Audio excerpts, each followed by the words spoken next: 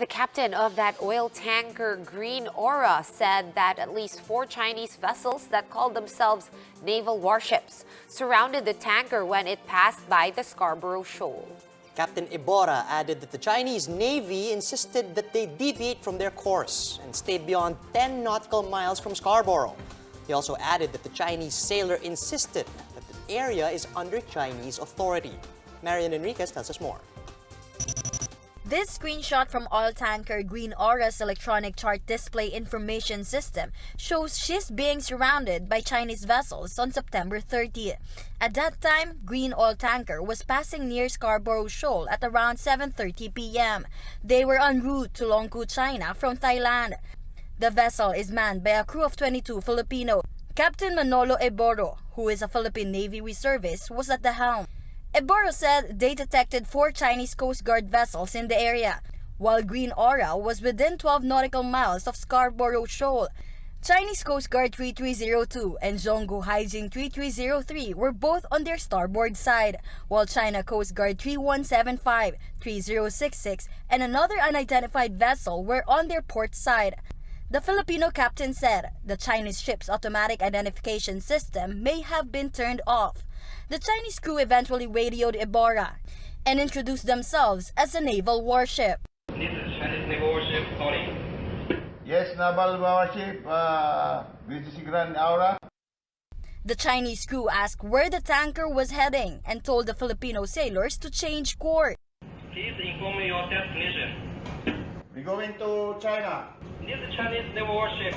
Please add your course to 0 degrees. But the Filipino captain maintained his course. Ibarra radioed back that the vessel is merely on an innocent passage. Why should I alter my course? I'm just passing this area.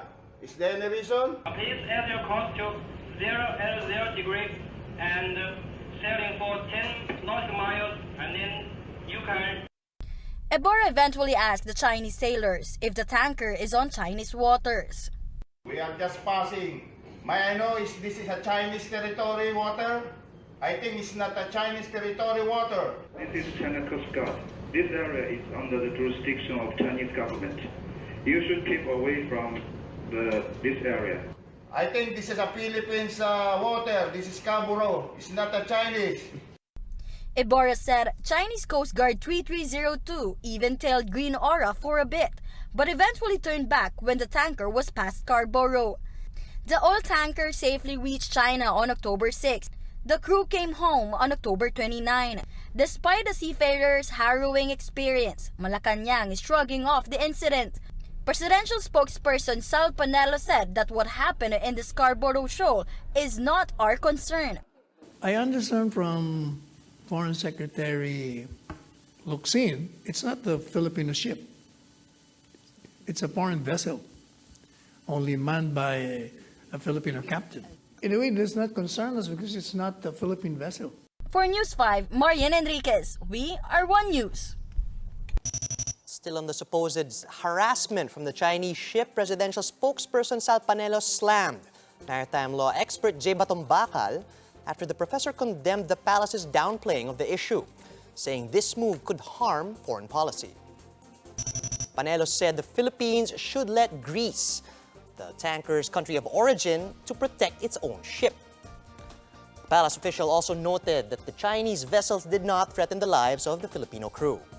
He added that the Philippines should not act upon politically motivated plays that were merely aggravated by the media. Panelo further said that the country's sovereignty has nothing to do with the employment contract between Ibarra and his crew and the Green Aura's owner.